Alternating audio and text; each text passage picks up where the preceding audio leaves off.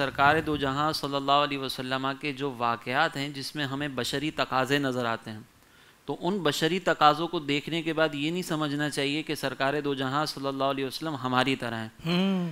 آپ ذرا غور کریں کہ اللہ تبارک و تعالیٰ نے ازواج مطہرات کے لیے فرمایا کہ یا نساء النبی لستن کاحد من النساء، کہ اے نبی کی ازواج تم عام عورتوں کی طرح نہیں ہو۔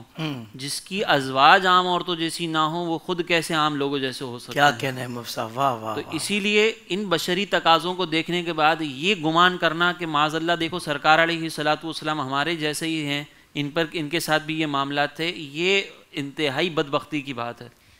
سرکار دو جہاں صلی اللہ علیہ وسلم کی جو بشریت ہے نا وہ کامل بشریت ہے، اور یہ تقاضے اس بات کی طرف اشارہ کر رہے ہیں کہ جب بشر کامل ہوتا ہے تو وہ تمام عوارضات کے ساتھ کامل ہوتا ہے۔ صحیح۔ اور ہمیں یہ بتایا جا رہا ہے کہ تم جتنے بھی مقام و مرتبے پہ پہنچ جاؤ، خود کو دوسروں سے اس انداز سے ممتاز نہ سمجھنا کہ تم سے عوارض بشریہ ختم ہو جائیں گے، ورنہ سرکار علیہ الصلوۃ والسلام نے جب اپنی نورانیت کا اظہار فرمایا تو وہ بھی باکمال ہے۔ کیا بات ہے، واہ۔ تو یہاں پہ بس یہ تمہیداً میں اس لیے ذکر کر رہا ہوں کیونکہ آگے جو واقعہ آئے گا اس کو بعض لوگ اس انداز سے بیان کر کے سرکار علیہ الصلوۃ والسلام کی نورانیت کا انکار کر کے اپنی طرح کی بشریت ثابت کرنے کی کوشش کرتے ہیں۔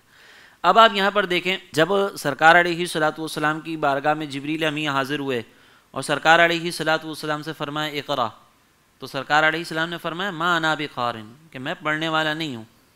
اب لوگ یہاں پر جو ہے وہ سرکار علیہ الصلوۃ والسلام کی لا علمی کی طرف اشارہ کر رہے ہوتے ہیں کہ دیکھو سرکار علیہ الصلوۃ والسلام کو بار بار تلقین کرنی پڑی۔ جی، اس طرح کی لیکن کمال یہاں پر آپ دیکھیے گا کہ حضرت جبریل امین نے بار بار عرض کی اقرا اقرا، تو سرکار علیہ السلام نے فرمایا ما انا بقارئ، لیکن جب جبریل نے فرمایا نا کہ اقرا باسم ربک الذی خلق، تو سرکار علیہ الصلوۃ والسلام نے تلاوت فرمائی۔ سبحان یہ اس بات کی جانب اشارہ ہے کہ جب تک رب کے نام کا تذکرہ نہ ہو ہم اپنا کلام کا آغاز نہیں کرتے۔ واہ واہ واہ۔ تو یہاں پہ سرکار علیہ الصلوۃ والسلام کی علمیت پہ کلام نہ کیا جائے، سرکار علیہ الصلوۃ والسلام کی اپنے رب سے محبت کا جو ہے یہ اظہار ہے کہ جب تک رب کے نام کا تذکرہ نہ ہو ما انا بقارئ، ہم پڑھنے والے نہیں۔ کیا بات ہے۔ اب آپ آگے دیکھیے کہ جب سرکار علیہ الصلوۃ والسلام پر یہ وحی کا نزول ہوتا ہے تو پھر آپ کی کامل بشریت کا یہاں اظہار ہوتا ہے، آپ پر ایک کیفیت طاری ہوتی ہے۔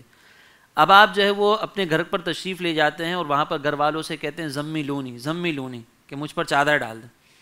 تو وہاں پر بی بی خدیجۃ الکبریٰ رضی اللہ تعالیٰ عنہ آپ کی بارگاہ میں چادر پیش کرتی ہیں اور پھر آپ کو حوصلہ دیتے ہوئے یہ فرماتی ہیں کہ میرے سرتاج کیا ہوا؟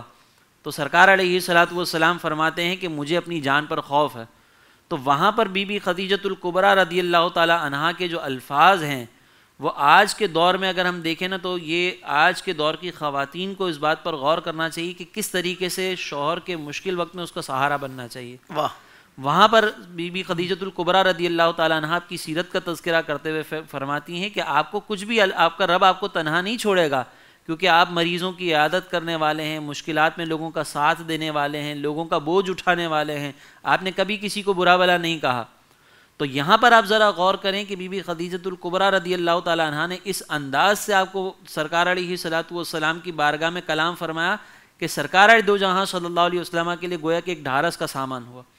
اب وہاں پر آپ دیکھیں کہ بی بی خدیجۃ الکبریٰ رضی اللہ تعالیٰ عنہ نے سرکار سے عرض کی کہ حضور آپ اگر فرمائیں تو میرے چچا زاد ہیں ورقہ بن نوفل، ہم وہاں چلتے ہیں اور وہاں پر جا کر جو یہ معاملہ ذکر کرتے ہیں۔ تو سرکار علیہ الصلوۃ والسلام جب وہاں پہ پہنچتے ہیں تو ورقہ بن نوفل جو ہے یہ یہودی عالم تھے اور انہوں نے باقاعدہ جو عرب کے ماحول میں ایک شرک کا عالم جاری تھا تو اس سے کنارہ کشی کر کے آپ نے جو ہے یہ مذہب اختیار کیا تھا اور کتابوں کو لکھا کرتے تھے، آسمانی کتابوں کو۔ تو جب آپ کے سامنے یہ واقعہ ذکر کیا گیا تو آپ نے کہا یہ وہی فرشتہ ہے جو موسیٰ اور عیسیٰ علیہ السلام کے پاس بھی آیا تھا۔ اور پھر جو ہے وہ کہا، انہوں نے اپنی تمنا کا اظہار کیا کہ کاش جب آپ اعلان نبوت فرماتے، نبوت کا اظہار فرماتے تو میں آپ کے اس دور میں موجود ہوتا اور میں آپ پر جو ہے وہ ایمان لے کر آتا۔ واہ واہ۔ پھر انہوں نے ایک سامنے سے کلام کیا کہ وہ وقت بڑا مشکل ہوگا کہ جب آپ کی قوم آپ کو آپ کے شہر سے دور جانے کا کہے گی، تو سرکار علیہ الصلوۃ والسلام نے کہا کہ میری قوم میرے ساتھ یہ رویہ اختیار کرے گی۔ اللہ اکبر۔ اب یہاں پر آتا ہے کردار سیدہ خدیجۃ الکبریٰ رضی اللہ تعالیٰ عنہ کا کہ جب آپ کو معلوم ہے کہ آگے جا کر پریشانیاں آنے والی ہیں، تکلیفیں آنے والی ہیں، تو سرکار علیہ السلام سے یہ عرض نہیں کرنی کہ حضور آپ لوگوں کے سامنے نہیں وہ کیجیے گا، لوگوں کے سامنے ظاہر نہیں کیجیے گا، بلکہ کمال یہ ہے کہ اپنا سارا مال سرکار کی بارگاہ میں دیا، سرکار علیہ الصلوۃ والسلام کا قدم قدم پر ساتھ دیا اور ساتھ کھڑی رہیں. اسی کو سرکار علیہ الصلوۃ والسلام نے پھر آگے یاد بھی فرمایا. تو یہاں پر ہم دیکھتے ہیں کہ بی بی خدیجۃ الکبریٰ رضی اللہ تعالی عنہا نے جو اللہ تبارک و تعالی نے آپ کو جو مقام و مرتبہ عطا فرمایا نا، اس مقام و مرتبے کا آپ نے اپنا آپ کو اہل بھی ثابت کیا کہ سرکار علیہ الصلوۃ والسلام کی بارگاہ میں کس انداز سے اپنی خدمت پیش کی. اللہ اور اس سے ہماری جو دور کی خواتین ہیں اس پہ میں یہ عرض کروں گا کہ جب شوہر پر کبھی مشکل وقت آئے نا تو اس کا درد سن بننے کی بجائے اس کا سہارا بنا جائے. ورنہ شوہر جو ہے وہ بیچارہ اپنی پریشانیوں میں ہوتا ہے اور یہاں پر خواتین جو وہ اپنی شکایتیں لے کر آ جاتی ہیں. لیکن یہاں پر آپ دیکھیں کردار کتنا زبردست ہے جو ہمارے دور کی خواتین کے لیے انتہائی سمجھ لے درس کا سامان ہے. اس میں اس کو ان کو اپنانا چاہیے. سبحان اللہ سبحان اللہ.